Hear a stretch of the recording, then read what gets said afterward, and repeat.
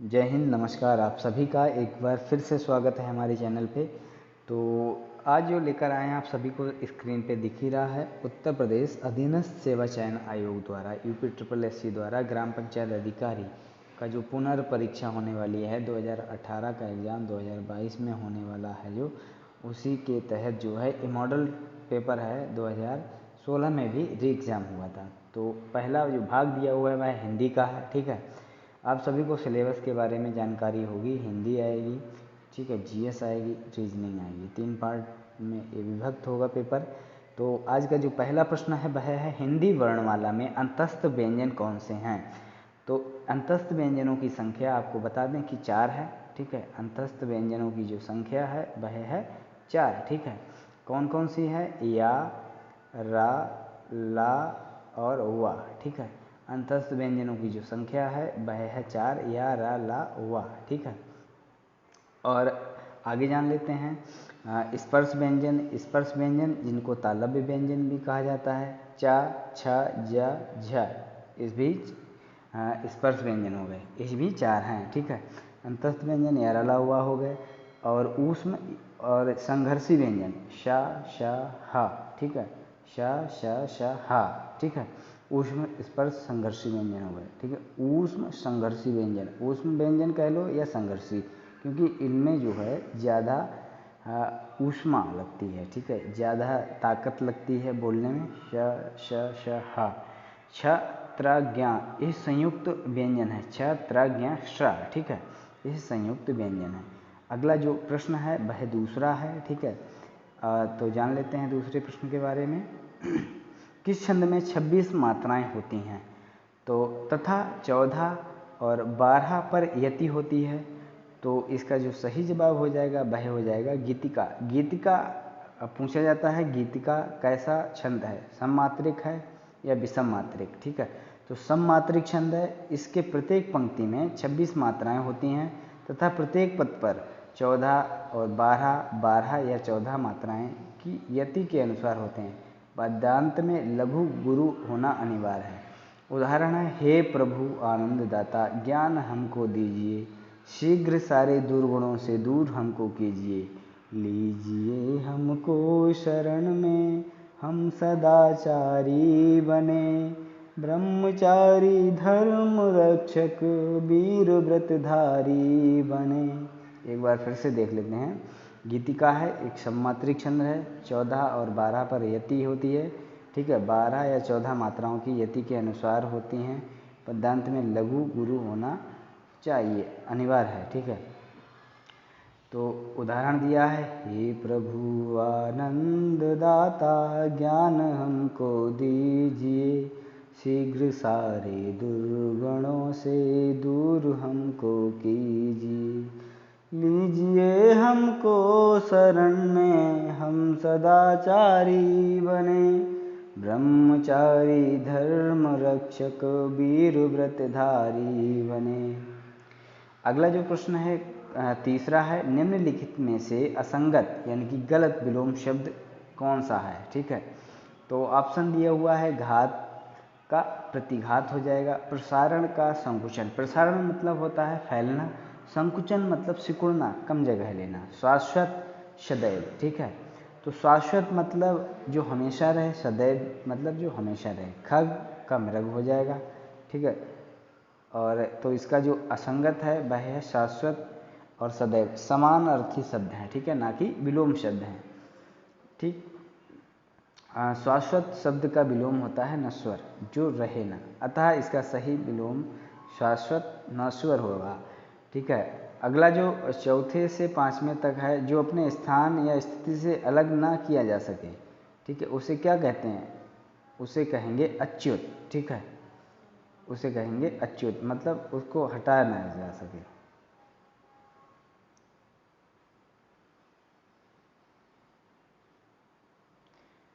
और अगला है ना टूटने वाला। इसमें जो व्याख्या दी हुई है वो भी देख लें। जो अपने स्थान या स्थिति से अलग ना किया जा सके उसे कहते हैं अच्युत। अनेक शब्दों के लिए एक शब्द दिए हुआ है, ना टूटने वाला अटूट, ठीक है, ना टूटने वाला अटूट, जो अपनी बात से ना टले। अब अगर आपको पढ़ा नहीं है, आपने सही से नहीं पढ़ा है, तो आप जो है इस क्वेश्चन का आंसर अटल लगा सकते थे, क्योंकि अटल जो टल ना सके, समानार्थी लग रहे हैं पर है नहीं। जो अपनी बात से टल ना सके उसे अटल कहते हैं, जो दिया ना जा सके अदेय कहते हैं। और 5वां प्रश्न है जीने की इच्छा। जीने की इच्छा किसे कहते हैं? ठीक है, इसके लिए एक शब्द बताइए, जिजीविषा, जीने की इच्छा।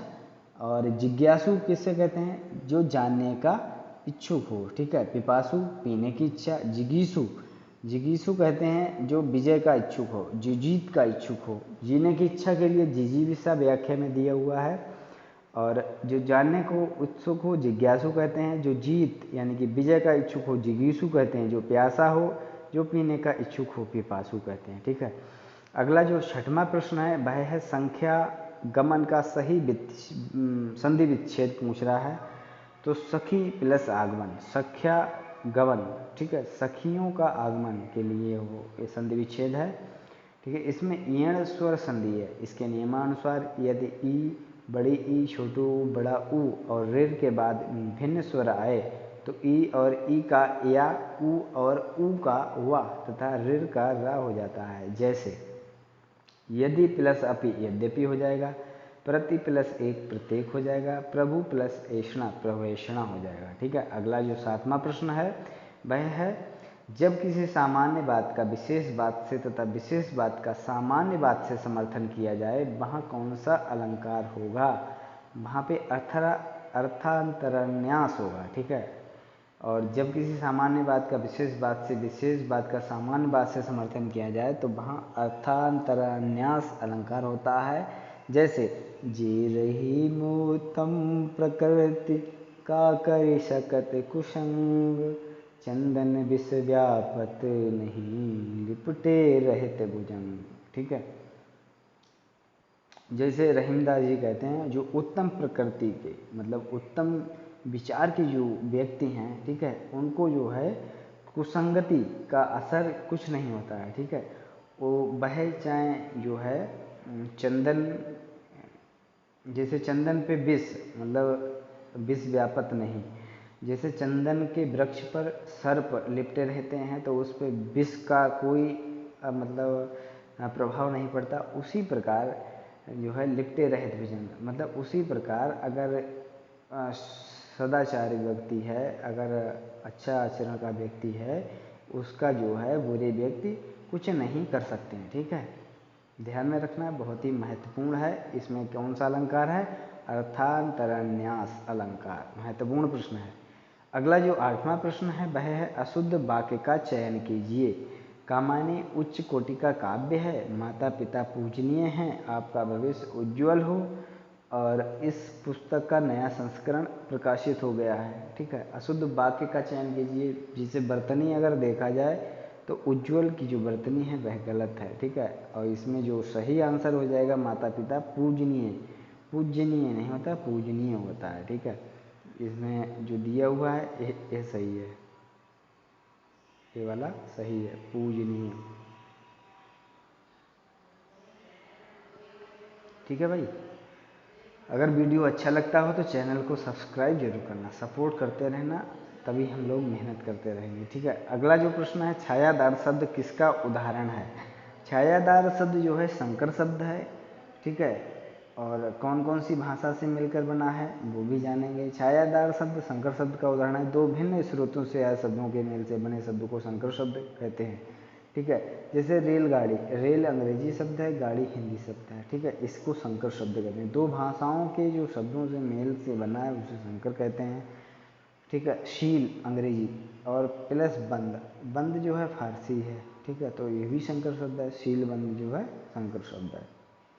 इसी प्रकार अगला जो 10वां प्रश्न है निम्नलिखित में से किस विकल्प में सभी शब्द भाववाचक संज्ञा शब्द हैं? ठीक है, तो अमीर, गरीब, समूह, मिठास, ये क्या है? जवानी, खटास, पुस्तक, गंगा, रसीला, कड़वाहट, बुढ़ापा, उन्नति। ठीक है, रसीला में भाव आ रहा है, कड़वाहट में भी भाव आ रहा है, बुढ़ापा में भी भाव आ रहा है, उन्नति में भी भाव आ रहा है। ठीक है, तो दिए गए विकल्पों में रसीला, कड़वाहट, बुढ़ापा, उन्नति सभी भाववाचक संज्ञा है। जिस शब्द में किसी भाव, गुण, दशा आदि के ज्ञान का बोध होता है वे भाववाचक संज्ञा कहलाते हैं।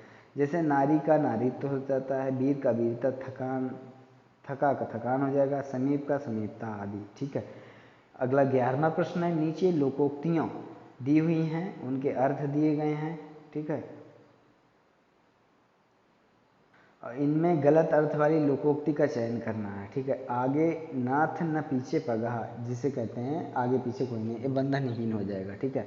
3-13 होना मतलब संगठित होना, और ये जो है गलत है। ठीक है। 3-13 होना मतलब संगठित होना नहीं, अलग अलग हो जाना। एक टकसाल के ढले सब एक जैसे। ठीक है। एक ही टकसाल ने बनाए हैं। आँख के अंधे गांठ के पूरे, मूर्ख लेकिन धनवान। ठीक है। ऑप्शन बी इसका जो है सही हो जाएगा, यानी कि यह गलत अर्थ वाली लोकोक्ति है। इसका 3-13 होने का हो जाएगा लो अर्थ अस्त व्यस्त होना। ठीक है। 3-13 होने का जो सही लोकोक्ति का अर्थ हो जाएगा अस्त व्यस्त हो जाना। ठीक है। गुलर का फूल मुहावरे का सही अर्थ है दुर्लभ वस्तु, मतलब कभी कभार दिखने वाला। ठीक है। अगला जो 13वां प्रश्न है वह भी जान लेते हैं कौन सा है। मैंने राधा के लिए कपड़े खरीदे, इस वाक्य में कारक का प्रकार बताइए। ठीक है। के लिए, कर्ता ने कर्म को संप्रदान के लिए अपादान से अलग होने पर। ठीक है। ये सब 8 कारक हैं, ध्यान में रखना है, महत्वपूर्ण है, पढ़ के जाना। मैंने राधा के लिए कपड़े खरीदे, वाक्य में संप्रदान कारक है, इसके लिए कोई क्रिया संपन्न की जाए या जिससे कुछ प्रदान किया जाए वहाँ संप्रदान कारक होता है। इसका कारक चिन्ह को के लिए ए होता है। ठीक है। किस भाव की परिपक्व अवस्था को रस कहा जाता है। ठीक है। तो स्थायी भाव, स्थायी भाव की परिपक्व अवस्था को रस कहा जाता है। स्थायी भाव ही रस का आधार है। स्थायी भाव की संख्या 9 मानी जाती है। एक रस में मूलतः एक ही स्थायी भाव होता है जो काव्य के शुरू से आखिर तक होता है। अगला जो 15वां प्रश्न है वह है तिरंगा में कौन सा समास है। ठीक है। 3 रंग का, मतलब इसमें क्या आ गया, संख्यावाची शब्द आ गया, तो द्विगु समास होगा। एब्सोल्युटली तिरंगा शब्द में द्विगु समास है। इस समास में पद संख्यावाची है, उससे समूह का बोध होता है, उसे समास कहते हैं। ठीक है। और जान लेते हैं चतुर्भुज। चतुर्भुज में 4 भुजाओं का समारोह होता है, तो ये भी द्विगु समास हो जाएगा। त्रिफला 3 फलों का हार, ये भी द्विगु समास हो जाएगा। अभ्यांतर का सही अर्थ है। ठीक है। अभ्यांतर मतलब होता है किसी वस्तु का भीतरी भाग, अंदर का भाग। ठीक है। किसी वस्तु का भीतरी भाग अभ्यांतर कहलाता है। अभ्यांतर का विलोम जो हो जाएगा वह है। ठीक है। अगला 17वां प्रश्न है, किस क्षेत्र की बोली को कशिका कहा गया है। किस क्षेत्र की बोली को कशिका कहा गया है, तो वाराणसी। ठीक है। वाराणसी क्षेत्र को कहा गया है। भाषाई परिवार के अनुसार कशिका एक भारतीय आर्य भाषा है जो वाराणसी व उसके आसपास के क्षेत्रों में बोली जाती है। कशिका भाषा का विस्तार भोजपुरी भाषा के क्षेत्र के पश्चिमी हिस्से से लेकर अवधी भाषा के क्षेत्र तक है। इस प्रकार यह भारतीय भाषा शाखा की पूर्वी शाखा के अंतर्गत आती है। मुख्य रूप से कशिका भाषावादी जिले वाराणसी, आजमगढ़, भभुआ, इलाहाबाद, काशी के नाम पर इस भाषा का नाम काशिका पड़ा। ठीक है। ध्यान में रखना है। अगला जो 18वां प्रश्न है वह हो जाएगा समूहार्थक शब्द को चिन्हित कीजिए।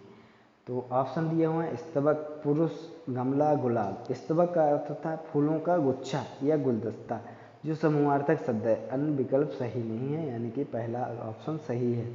जूही की कली कविता के कवि कौन है। माँ सूर्यकांत त्रिपाठी निराला हैं।